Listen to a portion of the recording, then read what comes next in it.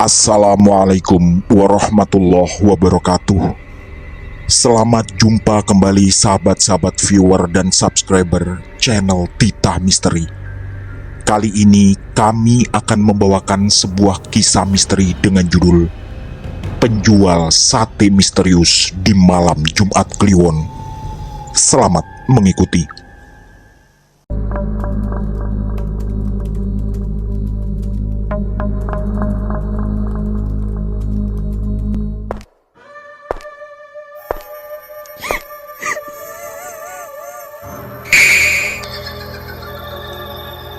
Jangan pernah mengikuti kisah ini sendirian. Jawa Tengah 2007. Malam sudah cukup larut ketika Indri keluar dari kantornya. Tadi, sebelum meraih tas dan pulang, matanya sempat melirik jam dinding. Jam 8:45. Sebagai seorang karyawan yang termasuk baru, Indri merasa sangat nyaman dengan pekerjaannya. Apalagi ini adalah bidang yang digelutinya sejak kuliah, yaitu akuntansi. Dia ditempatkan sebagai staf pembukuan sebuah perusahaan yang cukup besar. Walau beberapa kali harus pulang malam karena tumpukan pekerjaan, tapi bagi Indri itu bukanlah masalah besar. Begitu memacu sepeda motornya, Indri disambut udara malam dingin khas pinggiran kota yang langsung menyergap tubuhnya. Dia lalu merapatkan jaket tipisnya dan berharap bisa menghalau hawa dingin yang menusuk tulang. Tubuhnya terasa lelah, tapi semua terobati dengan perasaan nyaman karena selama sebulan menjadi karyawan, suasana teman-teman kantor terasa menyenangkan. Sebenarnya, ada beberapa karyawan laki-laki yang terlihat ingin mendekatinya. Tapi Indri masih ingin fokus pada karir yang baru awal dijalaninya. Tadi, dia berencana untuk menghabiskan malam dengan bersantai di depan televisi. Tapi, apa mau dikata? Tuntutan pekerjaan membuat Indri harus mengorbankan waktu istirahatnya. Setelah bersepeda motor sekitar 5 menit, Indri pun sampai di rumah kontraknya. Rumah sederhana itu terletak di ujung sebuah gang kecil yang cukup sepi. Indri membuka pintu pagar, lalu melangkah masuk ke dalam rumah. Rumah kontrakan ini berisi 2 kamar tidur, 1 ruangan tamu, 1 dapur, dan 1 kamar mandi. Meskipun sederhana, rumah ini cukup nyaman untuk ditinggali seorang diri. Dan lagi, karena berlatar keluarga sederhana, keadaan seperti ini pun sudah cukup disyukurinya.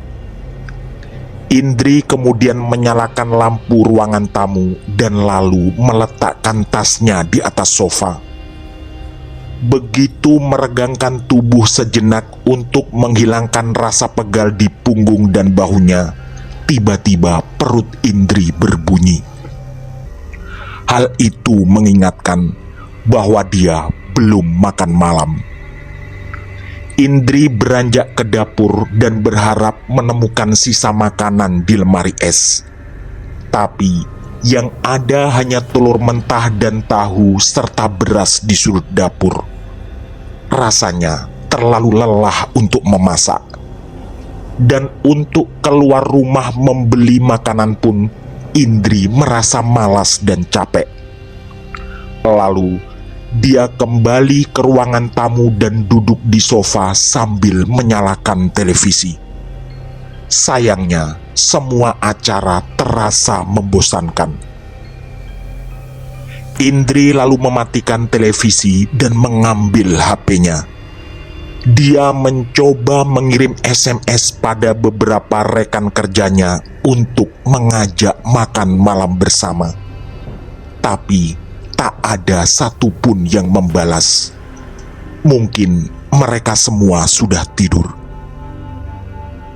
Indri kemudian menyandarkan tubuh lelahnya di sofa sambil berharap menemukan ide tentang makan malam, atau sekalian mendapatkan rasa kantuk agar segera tidur. Tiba-tiba, hidungnya mencium aroma sate yang sangat menggugah selera. Tak lama kemudian, terdengar suara gerobak yang beradu dengan jalanan aspal memecah kesunyian malam itu. Indri yang tadinya hampir terlelap langsung membuka mata. Suara itu mengingatkan kembali akan rasa lapar di perutnya. Apalagi aroma sate semakin tercium dan begitu membangkitkan selera. Indri bangkit dari sofa dan berjalan menuju ke jendela. Dari sanalah dia mengintip keluar. Di bawah temaram lampu jalan, terlihat seorang penjual sate mendorong gerobaknya. Asap tipis terlihat mengepul ke udara dari bara api tempat pembakaran sate. Semuanya semakin menggoda. Indri meneguk ludah dan perutnya berbunyi semakin keras. Ini adalah kesempatan yang dari tadi ditunggu. Dia lalu meraih dompet dan bergegas keluar rumah. Dinginnya malam tak lagi terlalu dipedulikan karena rasa lapar terasa lebih kuat. Dengan cepat, Indri membuka pagar lalu berjalan menuju penjual sate yang berhenti tak jauh dari pagar rumahnya. "Pak, 10 tusuk sama lontong 1 ya," begitu pesannya. Pak penjual sate itu pun mengangguk lalu mulai menyiapkan pesanan Indri. Sosoknya terlihat samar di bawah cahaya lampu jalan yang entah kenapa terasa agak redup malam itu. Bapak itu mengenakan topi caping lebar yang membuat sebagian besar wajahnya tak terlihat. Firasat Indri mengatakan, bapak ini sudah cukup tua, dan rasanya kasihan orang setua ini harus berkeliaran di malam hari demi mencari sesuap nasi.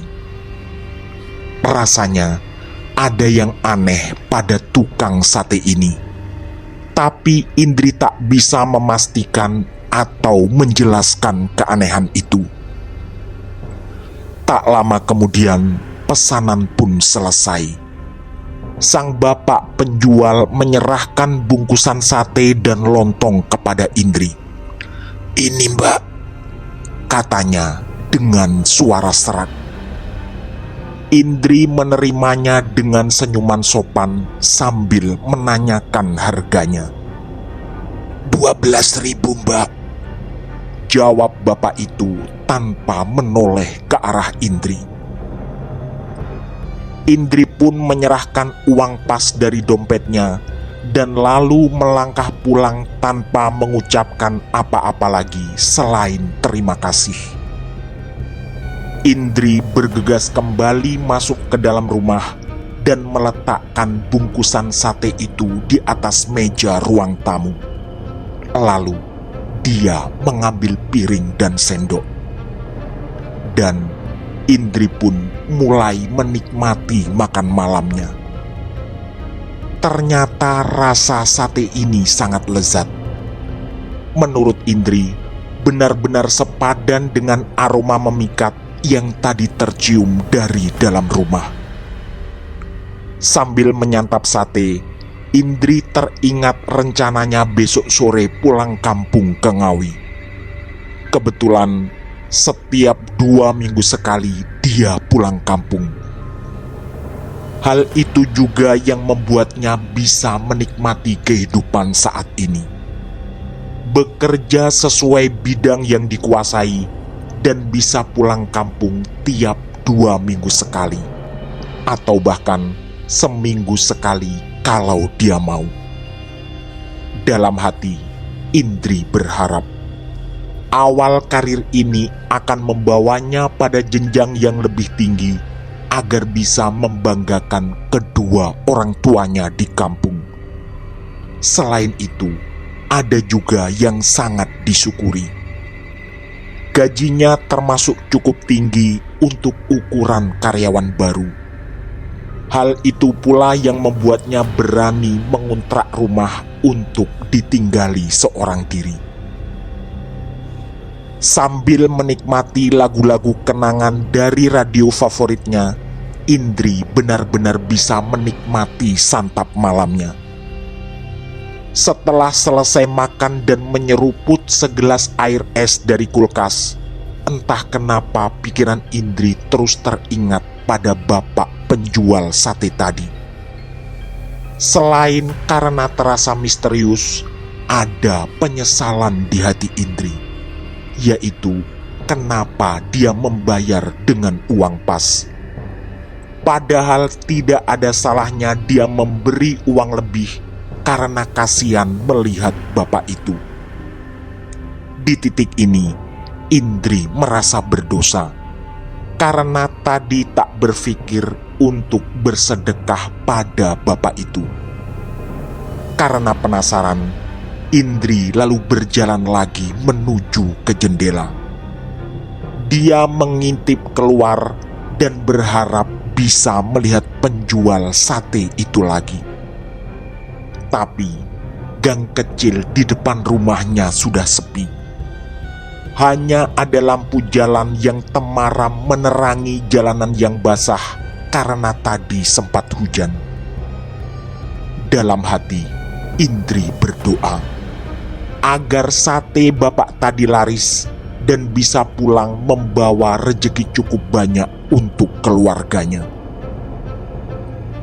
Dengan perasaan sedikit kecewa, Indri pun membawa piring dan gelas kotor ke dapur, lalu masuk ke dalam kamar. Makan malam sudah terpenuhi dan sekarang saatnya untuk tidur.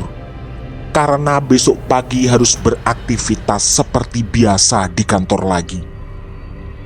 Tapi pikirannya terus dipenuhi ingatan tentang bapak penjual sate. Kesan misterius terus terasa. Tapi Indri selalu gagal menggambarkan dan menjelaskan hal apa yang membuat bapak itu terasa misterius.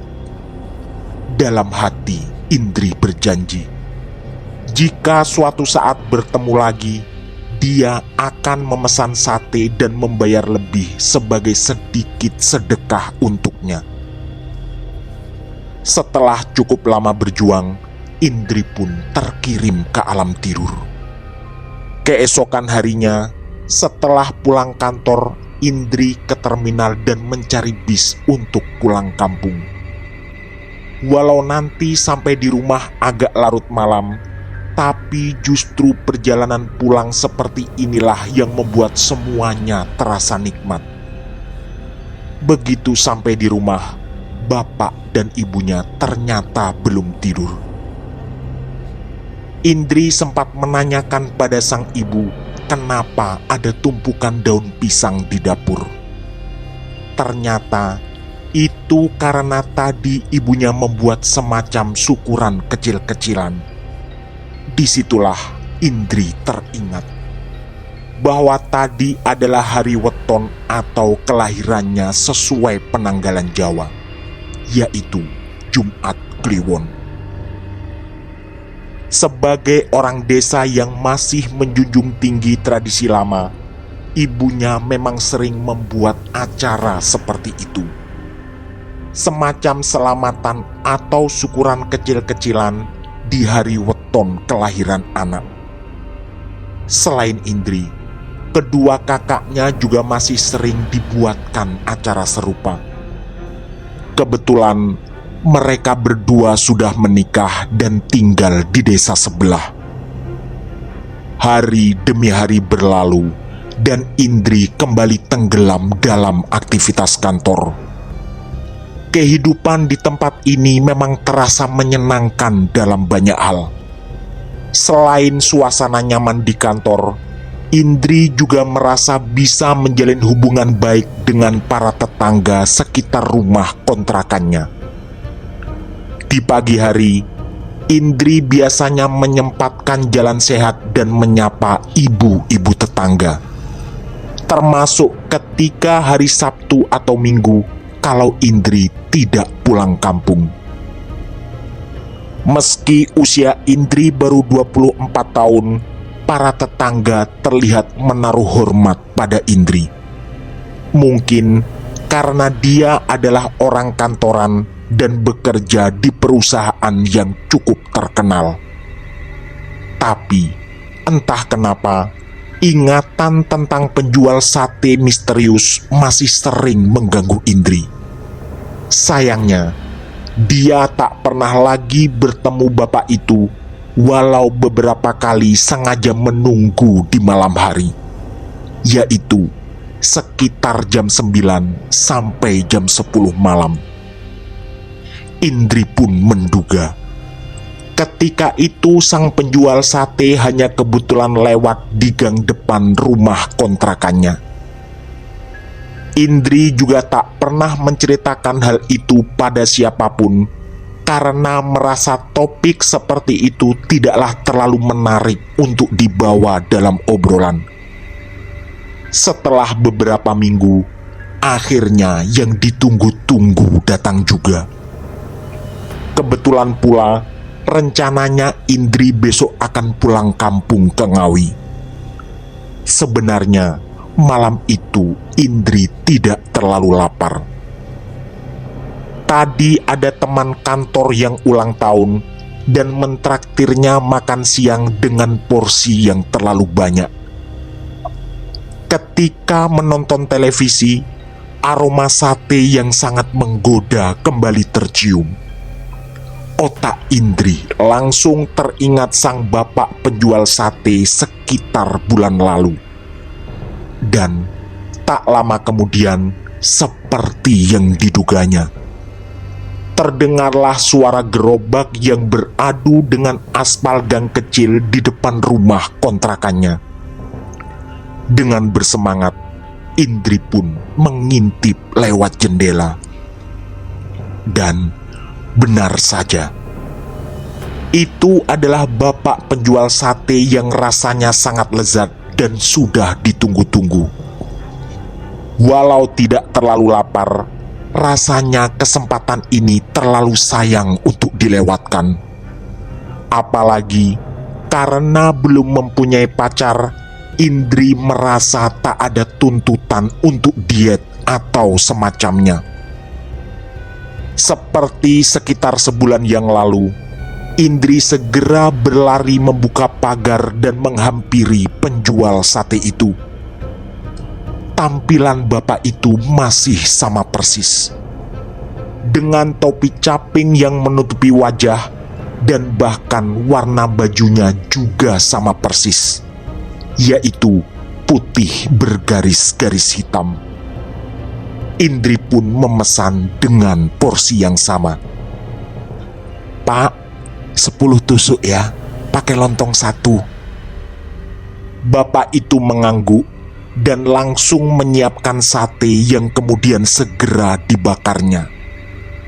Tak ada yang aneh, selain perasaan Indri yang berkata bahwa bapak ini misterius.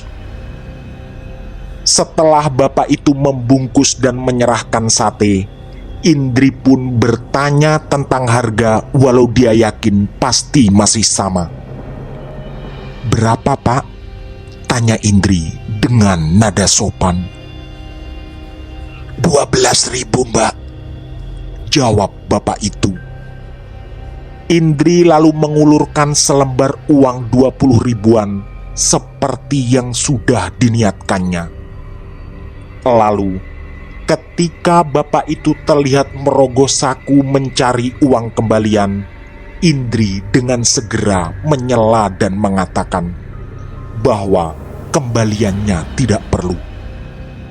Bapak itu pun mengucapkan terima kasih berkali-kali. Ada kesedihan dalam suaranya.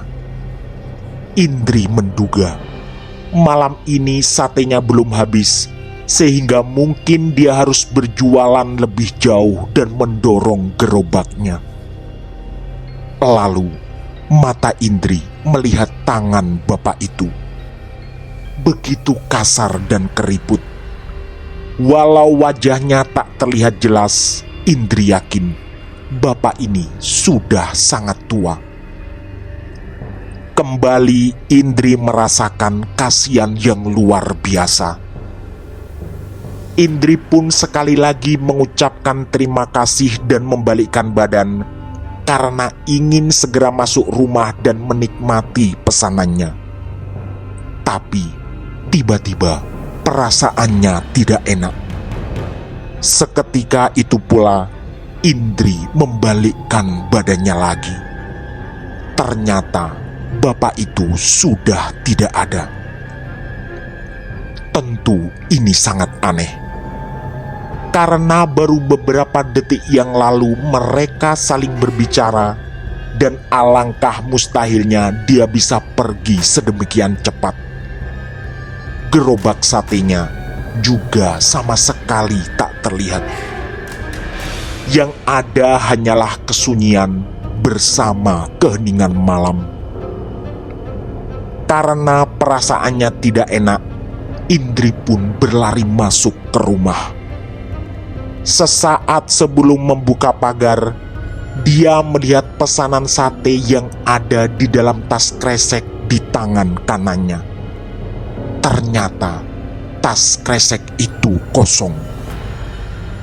Indri merasakan bulu kuduknya merinding dan meyakini ada sesuatu yang tidak beres. Untunglah, begitu masuk di dalam rumah, perasaannya jauh lebih tenang. Indri kemudian teringat bahwa dia belum sholat Isya dan lalu bergegas ke kamar mandi untuk berwudu. Ketenangan semakin dirasakannya setelah sholat. Kebetulan, kedua orang tuanya sudah 2 kali datang berkunjung. Bapaknya pernah berpesan agar jangan sampai meninggalkan sholat. Beliau juga berkata bahwa rumah ini terasa dingin dan aman. Insya Allah gak ada gangguan. Ya, kalaupun ada makhluk halus, mungkin di luar sana kebetulan ketemu, tapi gak akan mengganggu. Kata-kata sang bapak pun terngiang di ingatan Indri. Dan walau malam itu sempat ada sedikit rasa takut, tapi akhirnya Indri berhasil memejamkan mata. Keesokan harinya, rencana terpaksa berubah. Karena ada salah satu rekan yang sakit dan tidak masuk kantor, pekerjaan Indri semakin menumpuk. Akhirnya, baru jam 9 malam dia bisa pulang. Rencana pulang kampung pun dibatalkan. Tapi lagi-lagi itu bukan masalah besar, karena kebetulan minggu lalu Indri sudah pulang. Sejujurnya, masih ada sisa rasa takut atas kejadian tadi malam, dan Indri harus bisa mengatasinya malam ini. Untungnya, di dekat rumah kontrakan, Indri bertemu dengan Mbak Sari, tetangga yang kebetulan menggendong anaknya yang mau tidur. Mbak Sari adalah seorang ibu muda yang baru mempunyai 1 anak. Suaminya bekerja di Jakarta dan hanya pulang 1 atau 2 kali setiap bulan. Akhirnya, setelah ngobrol beberapa menit, Indri menawarkan atau lebih tepatnya minta bantuan Mbak Sari untuk menemaninya tidur di rumah kontrakan. Syukurnya, Gayung pun bersambut. Mbak Sari bersedia menemani Indri malam ini.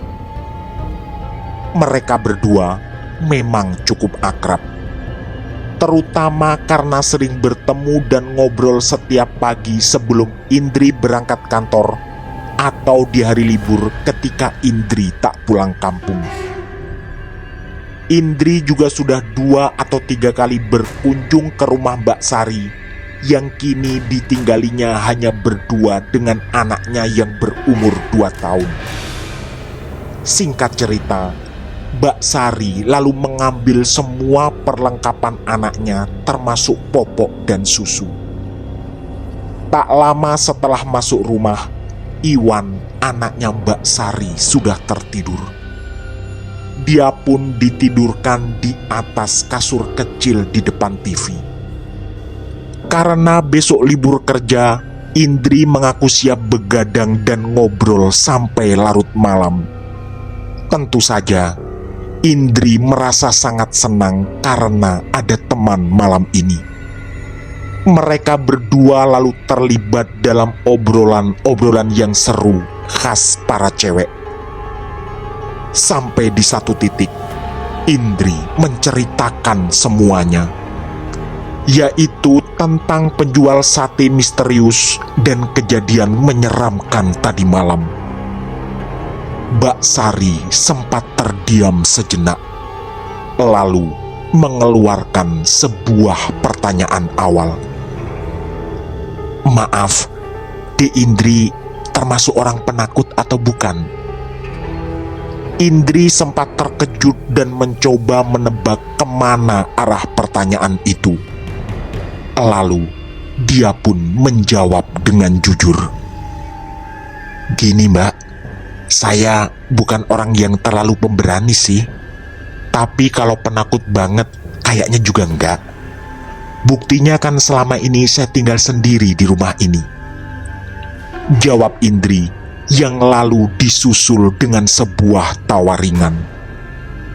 Mendengar jawaban itu, Mbak Sari pun bercerita panjang lebar, yang semuanya sangat mengejutkan.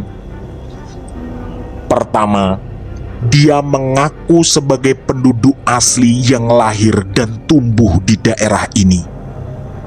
Kata Mbak Sari, belasan tahun lalu ada kejadian mengenaskan di jembatan sekitar 200 meter dari situ.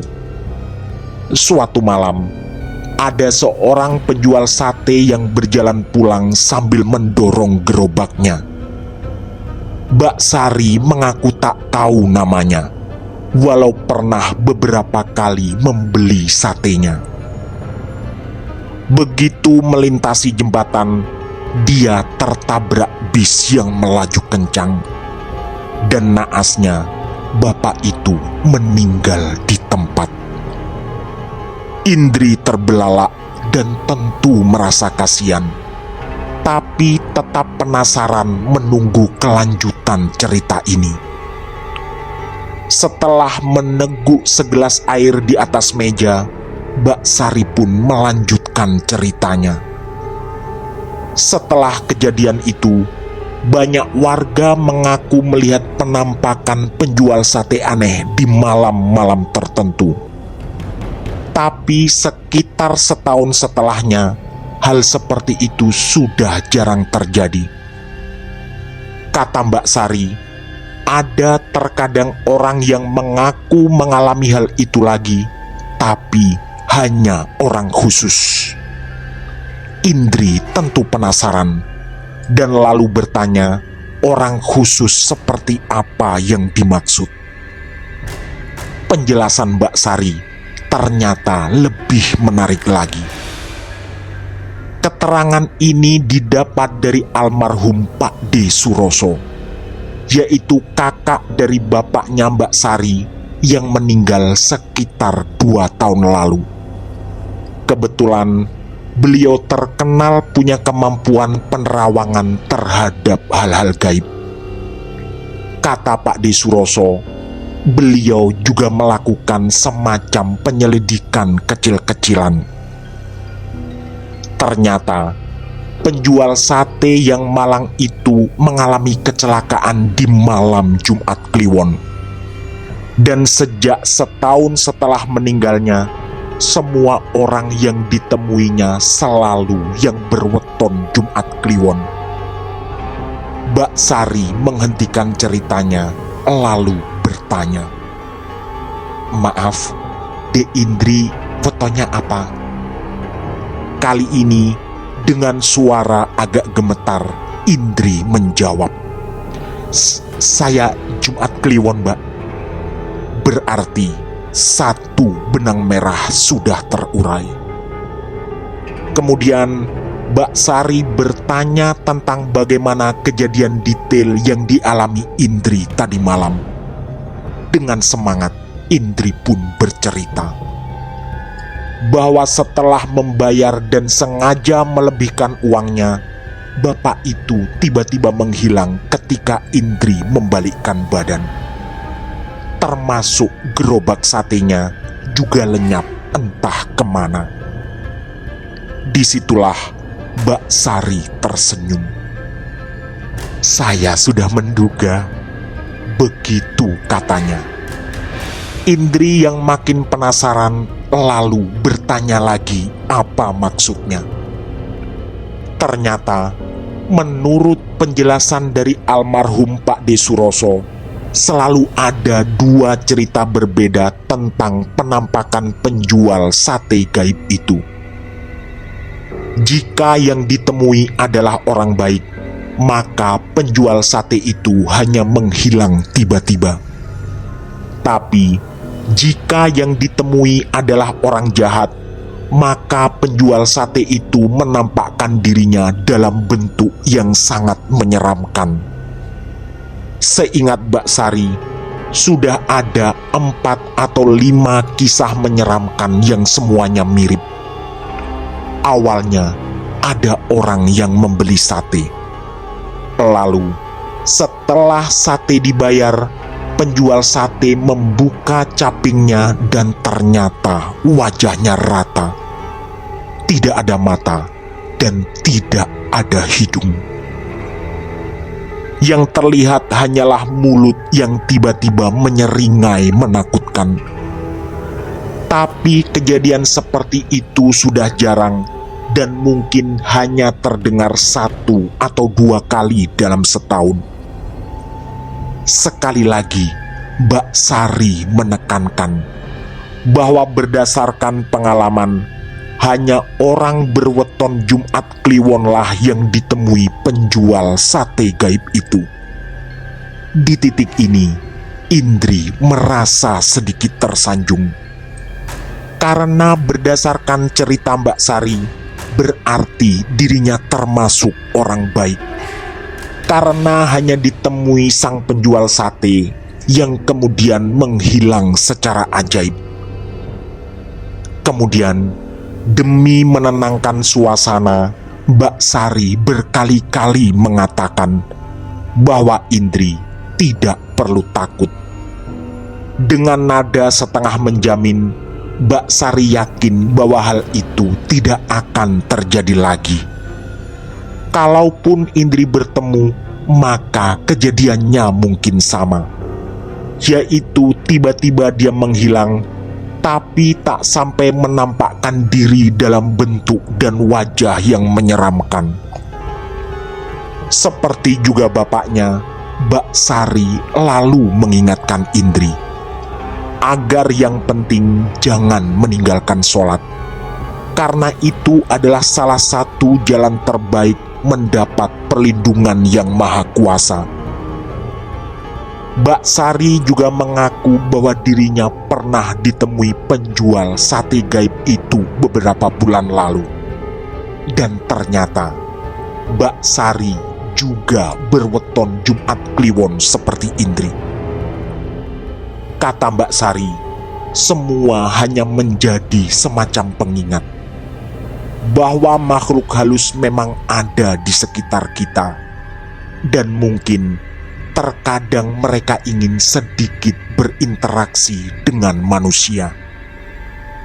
Malam itu, Indri pun merasa mendapat jawaban atas semua misteri yang selama ini dirasakannya.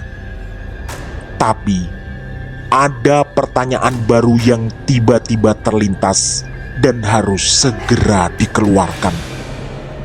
"Tapi Mbak, sekitar bulan lalu saya benar-benar makan satenya loh." Lagi-lagi Mbak Sari tersenyum. Lalu Dengan santai dan bijak, dia mengatakan bahwa itu bisa dianggap sebagai rejeki. Toh, semua rejeki yang lain sebenarnya juga misterius dan tak akan terjadi tanpa izin Yang Maha Kuasa. Indri merasa puas dengan jawaban bijak itu. Dia juga tak lagi memikirkan uang kembalian yang tadi memang diniatkan sebagai sedekah. Dari penjelasan Mbak Sari, dia semakin yakin bahwa tidak ada yang perlu ditakuti. Terutama ketika kita tak pernah lalai menjaga kewajiban sholat dan selalu berusaha bersikap baik pada siapapun. Dalam hati, Indri juga percaya bahwa yang tadi malam dan bulan lalu mendatanginya adalah makhluk halus yang hanya menyerupai bapak penjual sate yang malang. Dia juga berdoa agar bapak itu mendapat ampunan dan tenang di alam sana. Tamat. Demikian kisah misteri dari kami, penjual sate misterius di malam Jumat Kliwon. Semoga kisah-kisah kami cukup menemani sahabat semua. Mohon maaf apabila terdapat kesalahan dalam pemilihan atau penuturan kata. Kami atas nama segenap kru Titah Misteri mengucapkan terima kasih. Dan wassalamualaikum warahmatullahi wabarakatuh. Pesan saya, jangan bercermin sendirian di tengah malam. Sampai jumpa.